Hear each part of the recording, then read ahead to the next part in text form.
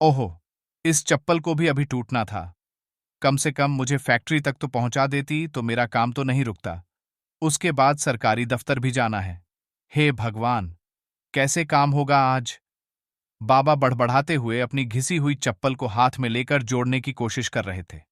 पर चप्पल थी कि जुड़ने का नाम ही नहीं ले रही थी। शायद चप्पल भी यह कहना चाह रही थी कि अब तो मेरे दिन पूरे हो गए, मुझे चैन से जाने दो। पर बाबा थे कि उस चप्पल को छोड़ने का नाम ही नहीं ले रहे थे। आसपास खड़े लोग बाबा को गौर से देख रहे थे और मुंह दबाकर हंस रहे थे। कुछ लोग दबी जबान से कह रहे थे, हाय, ये चप्पल तो पूरी तरह से घिस गई। पर यह बूढ़ा तो चप्पल को छोड़ने को तैयार ही नहीं। ऐसा नहीं कि दूसरी ही खरीद ले। हाँ देखो तो, चप्पल की दुकान के सामने ही चप्पल टूटी है। पर ऐसा नहीं कि अंदर जाकर नई चप्पल ही खरीद ले। अरे ये बूढ़े लोगों की जेब से पैसा नहीं निकलता।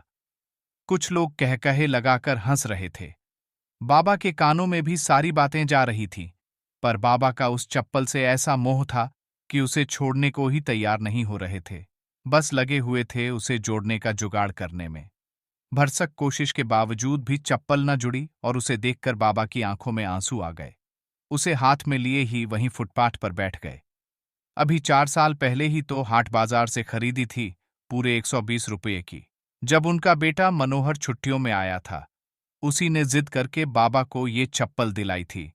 बाबा का इस दुनिया में उनके बेटे के अलावा कोई नहीं था। बड़े भाई भाभी ने तो शादी होते ही अलग कर दिया था और उसके बाद कोई नाता ना रखा। पत्नी थी जिससे दिल की बात कहते थे, पर बेटे मनोहर को जन्म देते समय वो भी खत्म हो गई। तो उन्होंने उसी बेटे में अपनी पूरी दुनिया बसा ली। बेटे की परवरिश में ही अपना जीवन बिता दिया।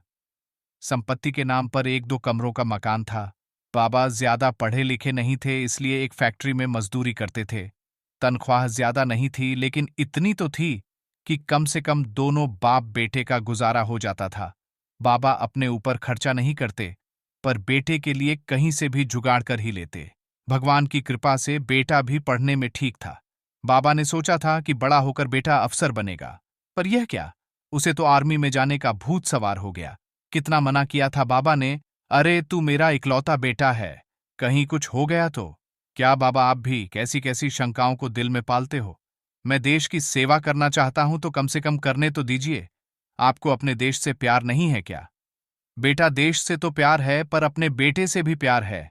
तू कोई और काम देख लेता। नहीं बाबा, मुझे तो आर्मी में ही जाना है। बेटे की जिद के आगे बाबा की एक न चली और उसने आर्मी ज्वाइन कर ली। आर्मी ज्वाइन करने के बाद मनोहर जब भी आता, उसे देखकर बाबा का सीना गर्व से चौड़ा हो जाता।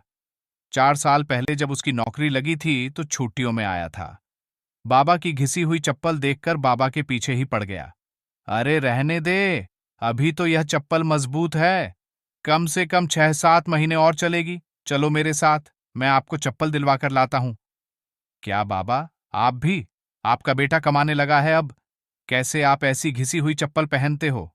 अरे पर सुन तो। पर मनोहर ने एक ना सुनी और जबरदस्ती बाबा को हाट बाजार ले जाकर वहां से ये चप्पल दिलाई।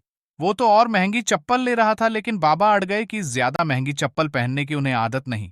बाबा भी चप्पल लेकर सबको इतरा इतरा कर बता रहे थे कि देखो मेरे बेटे मनोहर में मुझे चप्पल दिलाई। आज भी याद है बाबा को वो दिन, जब बेटे के शहीद होने की खबर आई थी।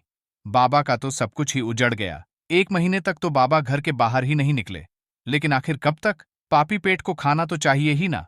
कितनी अजीब विडंबना है ना। भूख किसी हादसे को नहीं देखती। दुख हो सुख हो, इसे तो अपनी उपस्थिति दर्ज करानी ही है। घर का राशन भी खत्म हो चुका था। सरकार ने अपनी तरफ से शहीदों के परिवार को सहयोग देने की बात कही थी, लेकिन सरकारी काम कितना समय लेते हैं यह तो हर कोई जानता है। कई समाज सेवी संस्थाएं भी आई थीं, जो बाबा के साथ खड़ी होकर अखबार के लिए अपनी फोटो खिंचवा रही थीं।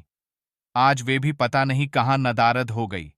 कई बड़े नेता भी आए थे और प्रशासन के लोग भी, जिन्हें बाबा से पूरी हमदर्दी थी, और वो मनोहर का शहीद स्मारक बनाने को भी तैयार थे। स्मारक तो बना और उसके साथ सबने अपनी फोटो भी खिंचवाई। बाबा को नए कपड़े पहनाकर उसी स्मारक का उद्घाटन भी करवाया, लेकिन उस शहीद के पिता की तरफ किसी का ध्यान नहीं गया कि आज वह भूखा है। हमदर्दी का पिटारा खाली हो चुका था और अपनी भूख और प्यास से लड़ने के लिए बाबा अकेले ही रह गए थे।